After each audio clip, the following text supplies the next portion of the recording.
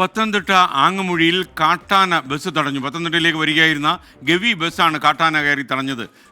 കാണുക, നടു റോഡിൽ തന്നെ കാട്ടാന നിൽക്കുകയാണ്. നിങ്ങൾക്ക് സ്ക്രീനിൽ ഇപ്പോൾ കാണാം. 16 യാത്രക്കാരാണ് ബസ്സിൽ ഉണ്ടായിരുന്നത്. ആ ബസ്സിൽ നിന്നെടുത്ത ദൃശ്യമാണ് ഇപ്പോൾ കാണുന്നത്. കാട്ടാന അവിടെ കാര്യമായിട്ട് നടു റോഡിൽ തന്നെ നിൽക്കുക.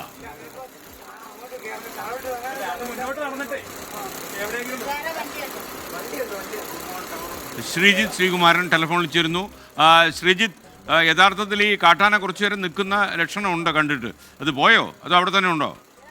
SKN പേടിക്കണ്ട, കാട്ടാന കാട്ടിലേക്ക് തന്നെ മടങ്ങിയിട്ടുണ്ട്. ഏതാണ്ട് ഒരു 10-15 മിനിറ്റ് നേരം ഈ ആങ്ങമൂഴി ഭാഗത്ത്, പ്ലാപ്പള്ളി റോഡാണത്, ആ ഭാഗത്ത് കാട്ടാന നിലയുറപ്പിക്കുകയായിരുന്നു. അതിനുശേഷം പിന്നീട് കാട്ടാന കടന്ന് പോകുന്ന ദൃശ്യങ്ങളാണ് നമുക്ക് ലഭിച്ചിട്ടുള്ളത്. എന്തായാലും 14 യാത്രക്കാരായിരുന്നു ഈ ബസ്സിലുണ്ടായിരുന്നത്. ഗവി സഞ്ചാരമൊക്കെ കഴിഞ്ഞ് തിരിച്ച് വരുന്ന, പത്തനംതിട്ടയിലേക്ക് തിരിച്ചു വരുന്ന KSRTC ബസ്സാണിത്.